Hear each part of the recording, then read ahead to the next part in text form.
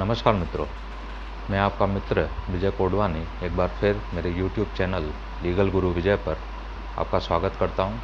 आशा करता हूं कि इस समय में आप अपने घर पर अपने सपरिवार खुश होंगे, स्वस्थ होंगे।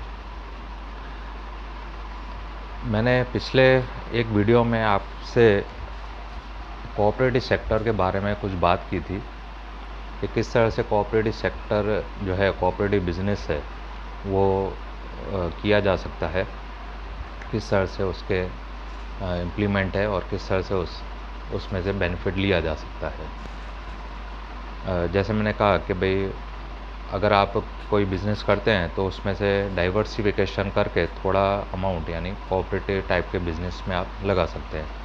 तो आज इस पर ही पूरा ये वीडियो मैं बनाऊंगा, 2 वीडियो बनाऊंगा। इस वीडियो में इस कोऑपरेटिव सेक्टर जो मॉडल बिज़नेस का है उसके बारे में आपको थोड़ा बताऊंगा और उसके बेनिफिट के बारे में और किस तरह से ये किया जाता है, और दूसरे जो वीडियो में है ये किस तरह से इसका एडमिशन किया जाता है, किस तरह से इसका मैनेजमेंट होता है, किस तरह से गवर्नमेंट पॉलिसीज़ इस पर अप्लाई होती है, यानी पूरा लीगल एस्पेक्ट दूसरे वीडियो में मैं लूँगा। तो शुरू करता हूँ कि भाई कोऑपरेटिव सेक्टर बिज़नेस, पहले तो मैं आपको 2-3 एग्जांपल दे दूँ जिस तरह से कोऑपरेटिव बिज़नेस किया जाता है। जैसे अमूल है, आनंद मिल्क यूनियन लिमिटेड, तो वो जो दूध उत्पादक जो है लोग, जैसे जो मिल्क का बिज़नेस करते हैं, तो वो सब लोगों ने मिलकर ये एक कोऑपरेटिव सोसाइटी बनाई और उसमें ये बिज़नेस करते हैं। दूसरा होता है कंज्यूमर सोसाइटी, गुजको मासोल जैसे आपने सुना होगा। तो वो जो अनाज का बिज़नेस है, जो खेडूत है, फार्मर्स है, जो अनाज उत्पन्न करते हैं, उसका जो मार्केटिंग जो होता है वो गुजको मासोल पर्टिकुलर इन गुजरात। फिर आपने अहमदाबाद में अपना बाज़ार कंज्यूमर कोऑपरेटिव सोसाइटी, अगर आपने अपना बाज़ार बिल्डिंग देखी होगी, लाल दरवाजा पर है, तो वहाँ पर भी जो कंज्यूमर प्रोडक्ट है वो बिज़नेस करते हैं।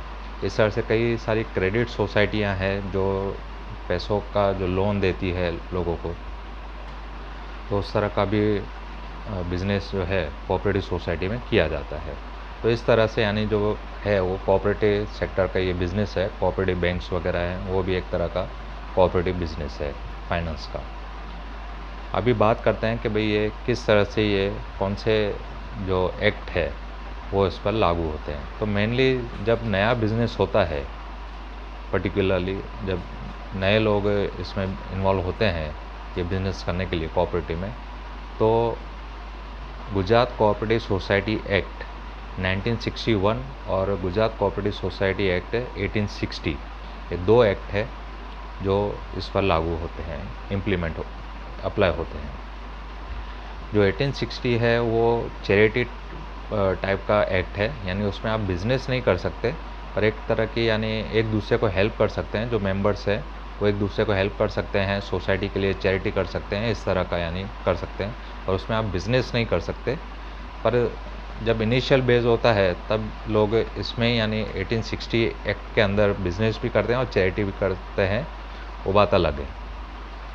मेनली इसका जो एक्ट है कोऑपरेटिव सोसाइटी का 1961 गुजरात कोऑपरेटिव सोसाइटी एक्ट, वो इस पर अप्लाई होता है और उसमें ही आप बिज़नेस कर सकते हैं, नफ़ा कमा सकते हैं और सेल परचेज़ वगैरह जो भी एक्टिविटी उसमें कर सकते हैं।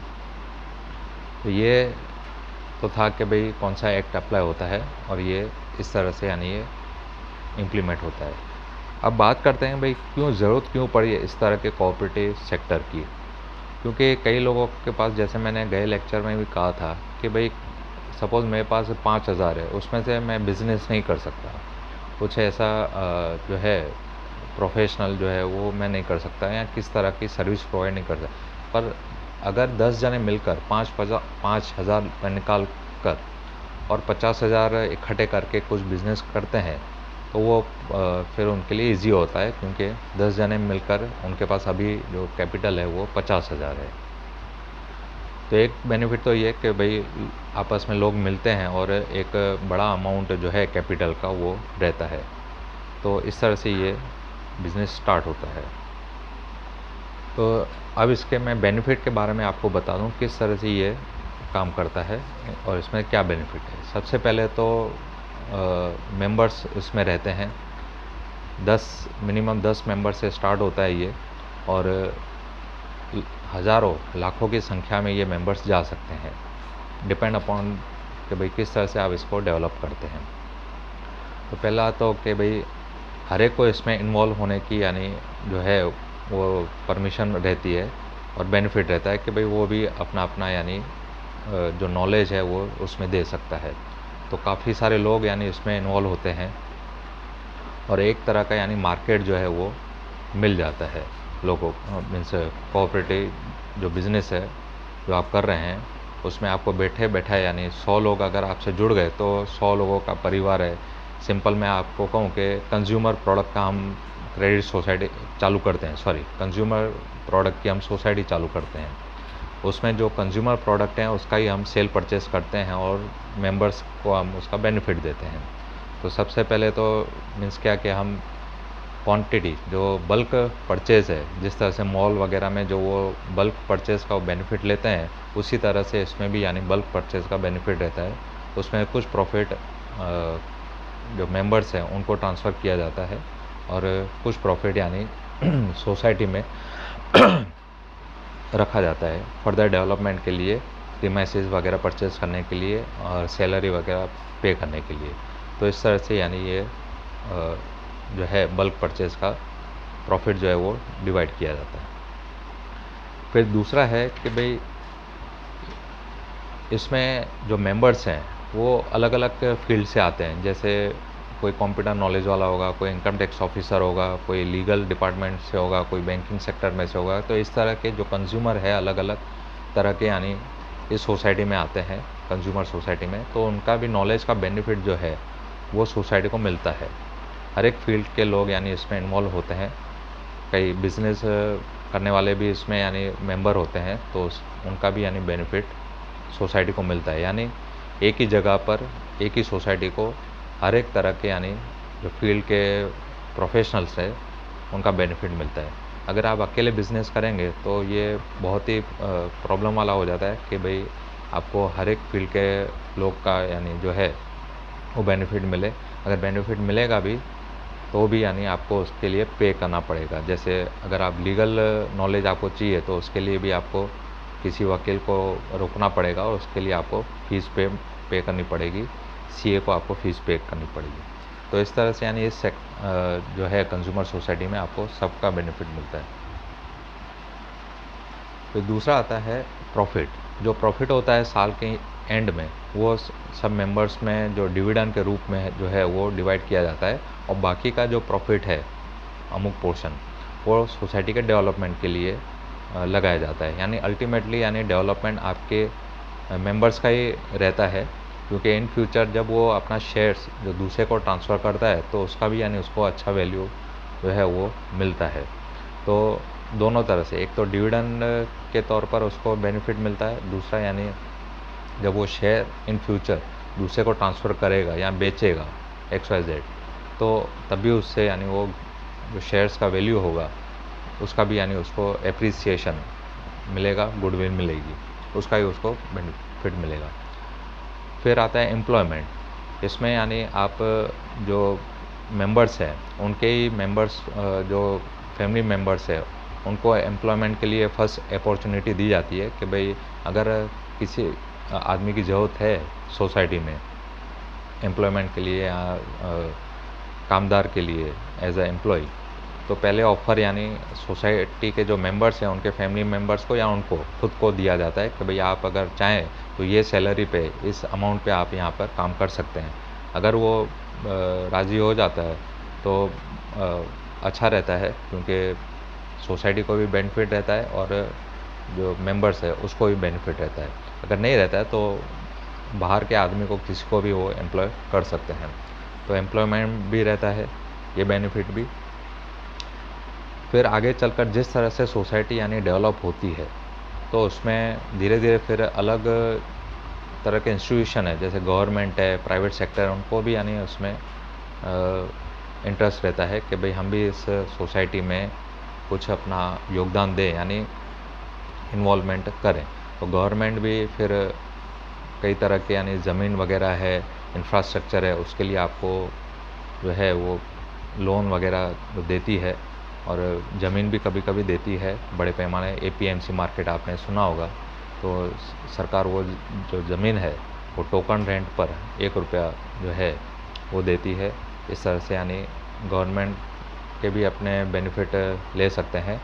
फिर प्राइवेट सेक्टर या जो गवर्नमेंट दूसरे सेक्टर बैंकिंग है, फाइनेंशियल इंस्टीट्यूशन है, उसमें से भी आपको एकदम नॉमिनल रेट पर जो है वो लोन वगैरह, सब्सिडी, कैश क्रेडिट वगैरह जो सोसाइटी को मिलती है।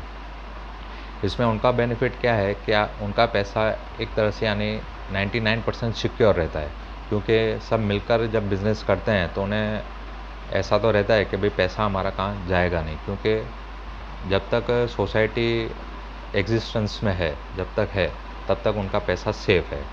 और बहुत कम ही किस्सों में ऐसा बनता है कि भाई सोसाइटी बंद हो और किसी बैंक का पैसा डूबा हो। आदमी को अगर वो लोन देते हैं तो उसके मर जाने के बाद शायद वो पैसा डूब जाता है, पर इसमें ऐसा नहीं है। किसी मेंबर के मरने के बाद भी उनका पैसा तो सोसाइटी में सेफ रहता है। इसलिए जो फाइनेंशियल इंस्टीट्यूशन है, बैंक वगैरह है, वो भी इन सोसाइटियों को पहले प्रेफर करती हैं पैसा देने में, बजाय के प्राइवेट किसी आदमी को। फिर रहता है